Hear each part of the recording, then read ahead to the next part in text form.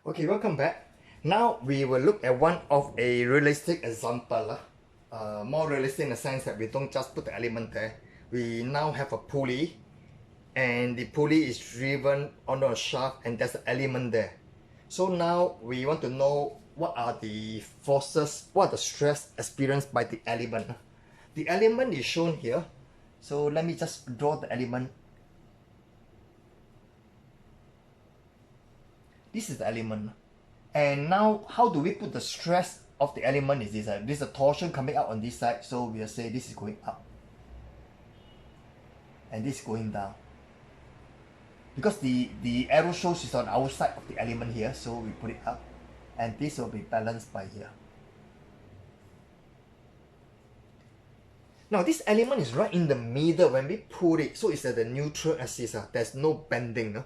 There's no bending. If you look from the top, if you look from the top of this shaft, let's say this is a shaft, and then the belt is pulling it down. The belt is actually pulling. Look from the top, and the belt is pulling it down. And if you happen to look from the top, the belt is actually pulling it. I shouldn't say look from the top is pulling it down, but the element that we have is over here. So this element that we have there will have a bending moment. Will have a bending moment that is in tension. So there's a bending moment in tension. So let's do the easy one first, the shear stress first. And the equation for shear stress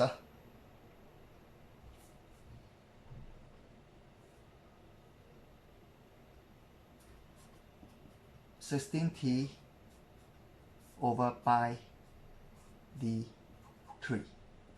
That'll be 16 times the torsion here is given 3.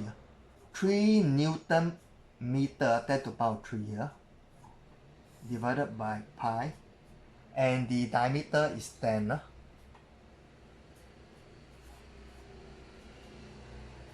And that will give me 15.5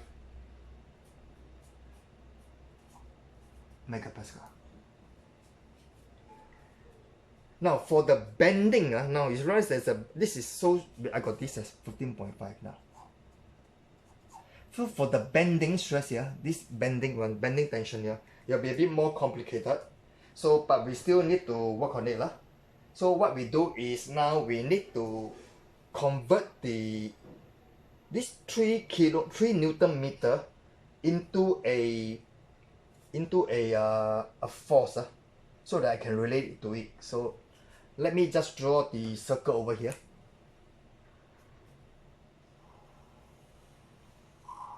Now this one has a torque of, let's say, 3 Newton meter. 3 Newton meter. So what is the force that generates this 3 Newton meter? What is this force? Because this is a force that is actually appearing over there. So what is the force there? So the equation we have is this. Torque equal to force times radius. So now I realize that the force will be 3 times 10 to the power of 3 for the Newton millimeter, and the radius of this pulley which is 60, now will be 60 divided by 2, and that will give me 100 Newton. So you can imagine that now to turn to turn this 3 Newton meter, there's a force coming out here that is 100 Newton.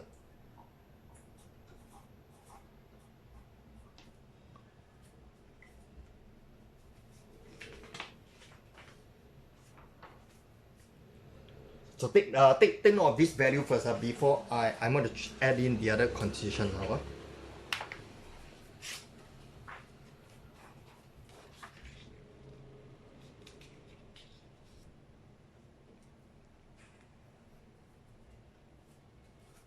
Now we got a force that is actually 100 Newton, and I realized that the beam is supported like that.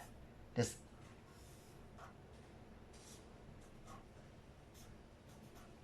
and the force coming down is 100 Newton.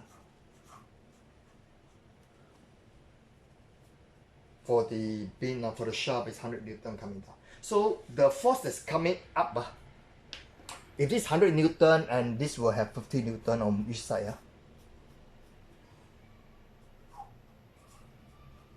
and the bending moment now will be the force times this distance. So this will be 50 Newton multiplied by the distance there, and the distance there is indicated as 180 over 2. So that gives me a bending moment of Newton millimeter. And with the moment being done, being found, I can find the stress now. Stress will be 32 M over pi E3.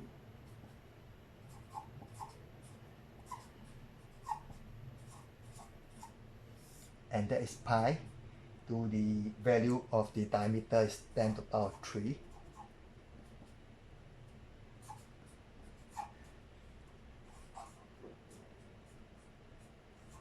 Megapascal. So now I can go back to the earlier element and put down the element now. Now I know that the element here, I earlier has the show that is the shear stress is 15. The shear stress, earlier it was like 15.3. And the bending moment now, I mean no, the bending stress, not bending moment. Bending stress now will be 45.8.